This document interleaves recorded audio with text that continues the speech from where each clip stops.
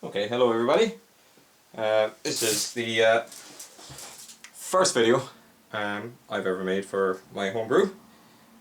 This is my very hastily thrown together mash tun. It's the first time I'm going using it. So I am going to make myself a honey IPA using my mash tun and my grains, which I'll put in here in a few minutes. At the moment in the kitchen I have water heating up to about 80 degrees, because what you do when you're mashing is you're using heat to turn the starch in these grains into sugar, fermentable sugars. And then the yeast I add will eat the sugar and create alcohol. So when that water reaches the 80 degrees I want it to, it'll lose a bit of heat heating up the mash tun.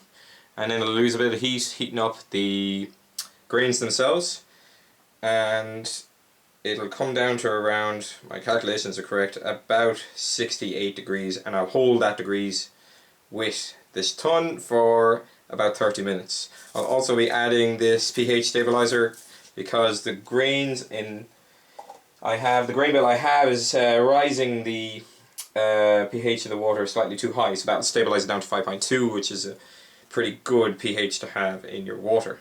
So I'm going to go and finish prepping the water, bring it up to degrees, and then I'm going to start our mash. Okay, so the water is ready. Some of you who brew already noticed probably that I'm using a brew in a bag. I don't have a tap fitted to my tun, so it's not as easy to drain up the grains, so you just use the bag to lift it on out when it's finished. So just going to go ahead and add the water, and hopefully I'll burn the hands off myself. So now, there we go, yeah, that's good.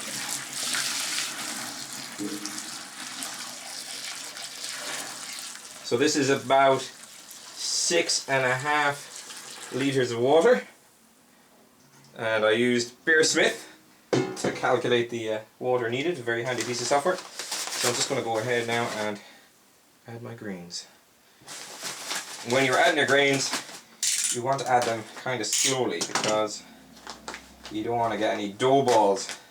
There's lots of flour, starch and whatnot in here already, so when you're adding it you don't want to make dough balls and go all nasty. So you add a little bit. Oh, that smells good.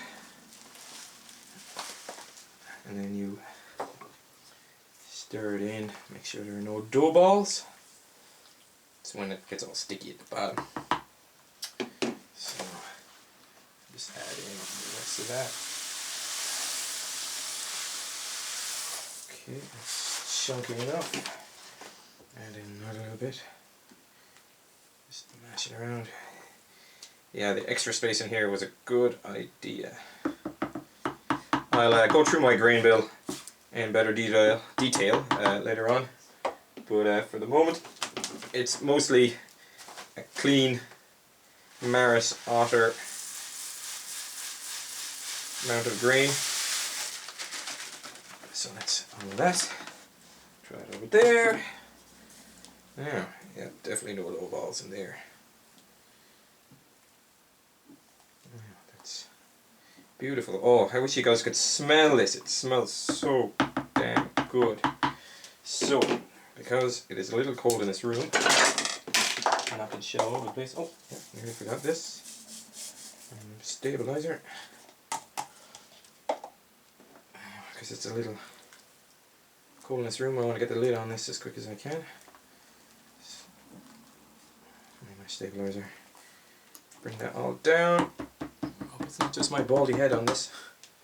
And just tighten that up a bit and pull it down. Put tin foil on the lid, because I read online that it reflects the heat back down into it. I also insulated the head of this with expanding foam, and there's a big sleeping bag all the way around it. Oh, my bones! And I'm just putting a couple of towels, don't tell Roseanne, around this as well, just to try and keep the heat in. And the last thing is a big ass pillow. Because I really want to keep the heat in. The worst, most you lose is from the top of it. And I did try a couple of experiments with it, and I was losing a little bit more temperature than I thought. So I'm going to let that sit now for 30 minutes, and after the 30 minutes I'll take the grain out and then we'll start the boil. So while the mash is going on, I thought I'd take a second and go through the hops that I'm using. So when you're making an IPA, it's an Indian Pale Ale, and it's quite a hoppy beer, and it has quite strong flavours and strong aroma, citrus and pine and anything citrusy, really, like really tasty IPAs. So what I've done is I have 3 different types. I'm going to add one at 60 minutes, one at 10, another at 2 minutes, and then in about 7 days time I'm going to dry hop it with another hop, some Simcoe. But I'm also adding honey.